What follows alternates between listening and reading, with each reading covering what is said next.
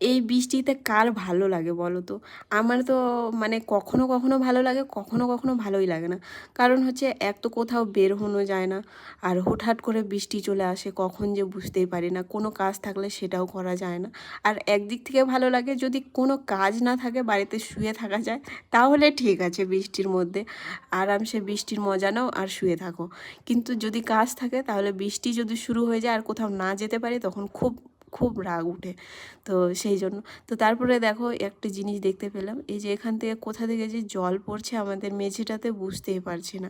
তো নিচে জল জল হয়ে গেছে, তো এটা আমি বুঝতে পারছি না কোথা থেকে জল পড়ছে। তো ওটা আমার বরকে দেখাবো।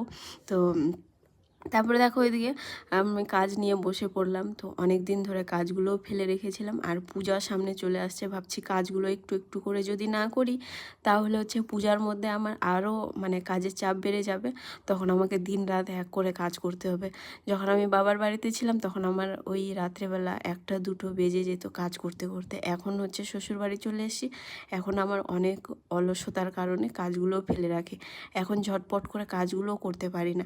এক তো বাড়ির কাজ থাকে, আর তার মধ্যে সেলাইয়ের কাজ, অনেক বিরক্ত লাগে, সেই জন্য কাজগুলো আমি ফেলে রেখে দিই, আর করতেই ইচ্ছে করে না। তো ভাবলাম যে কাজগুলো না করলে পুজো আসছে, আরও কাজগুলো জমে যাবে, সেই জন্য একটু একটু করে কাজগুলো এগিয়ে রাখি। তো এই পিসটা ছিল আমার বোনের, ও অনেক দিন আগেই দিয়ে গিয়েছিল। তো সামনে রাখি পূর্ণিমা আসছে, তো ও বলে পড়বে রাখি পূর্ণিমাতে। তো সেই জন্য ভাবলাম যে ওর কাজটা আগে কমপ্লিট করে দিই। তো সেই জন্য ঝটপট করে এই কাজগুলো নিয়ে বসলাম। তো চলো, তোমাদের সাথে আবার দেখা হবে পরের ভিডিওতে। আমার ভিডিওটা কেমন লাগলো কমেন্ট